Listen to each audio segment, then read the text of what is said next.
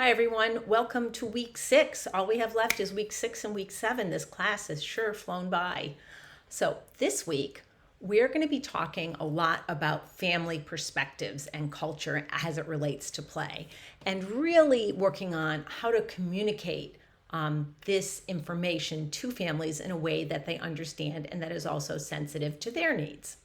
So for this week, I'm going to ask you to read chapter 7 about engaging in, I think this is such an important word, reciprocal partnerships with families and fostering community connections. So thinking about that communication loop that we need to have with families, knowing that families are children's first teachers and they know their child best. You're also going to have some information to explore from NAEYC and from Head Start with regard to family engagement.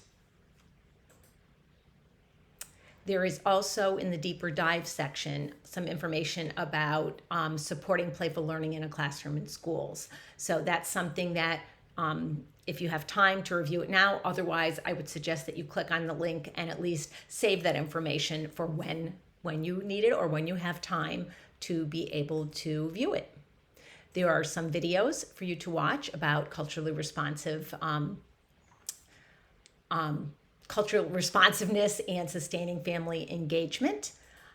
There is a video about engaging families in transition to kindergarten, which is so important. And another one called From Frivolous to Phenomenal, Recalling the Power of Family Engagement by one of the preeminent people in family engagement, Dr. Karen Knapp. You may have heard of her before.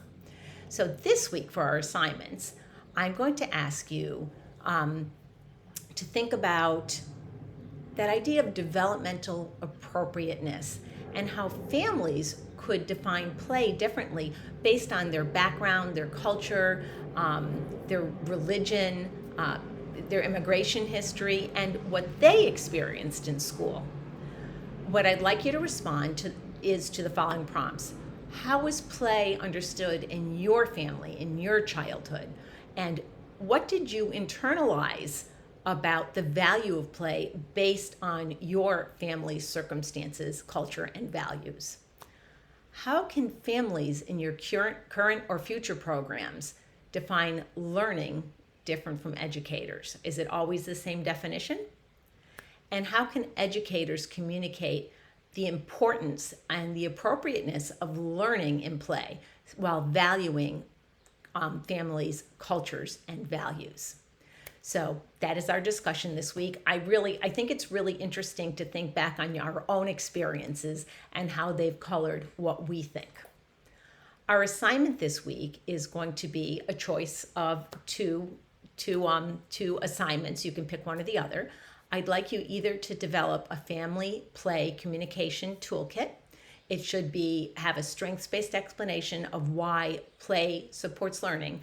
Make sure that you're careful about the language you use and make sure it's accessible to families. You may want to take whatever you write and in Word, get the Fleisch reading scale.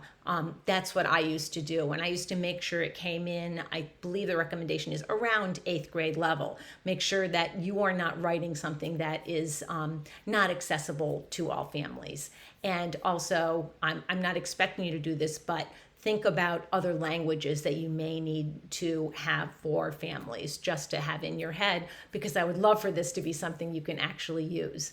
Make sure that you have examples of culturally inclusive play experiences and really think about going beyond those sort of European Western only assumptions. So you can either do a handout, a narrated presentation, a podcast, a video. You can come up with the medium for doing this. So if you have any questions about the medium that you're thinking about, if it's appropriate, just send me a message. We can either set up a time to talk or we can correspond and make sure that you're headed on the right track. As always, make sure that you have references and in-text citations. They can be on a separate document if you wish. Or you can do a take-home activities toolkit.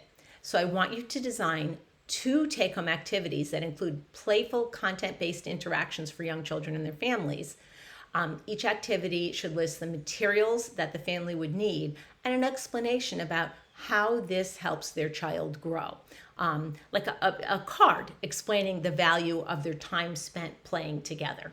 I want you to include at least one communication artifact. So complete a newsletter, an infographic, a short video script, could even be a social media post or a bilingual resource.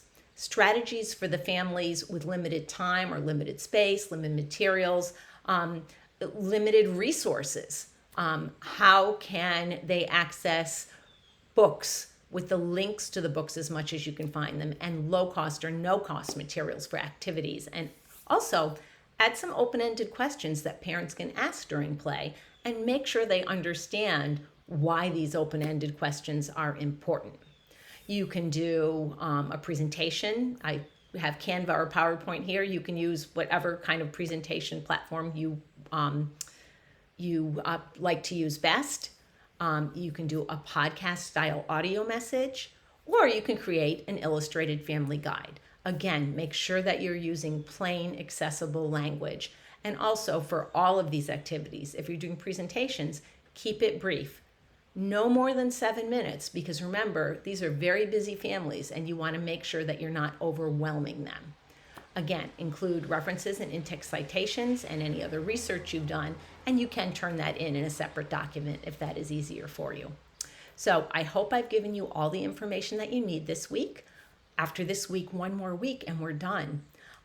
Also, this week you should be receiving, be able to access the student evaluations. Those of you who've had me before know how important I think student evaluations are. This one is even more important if that's possible. Make sure you do your evaluation and give some really honest feedback about what you think about this course.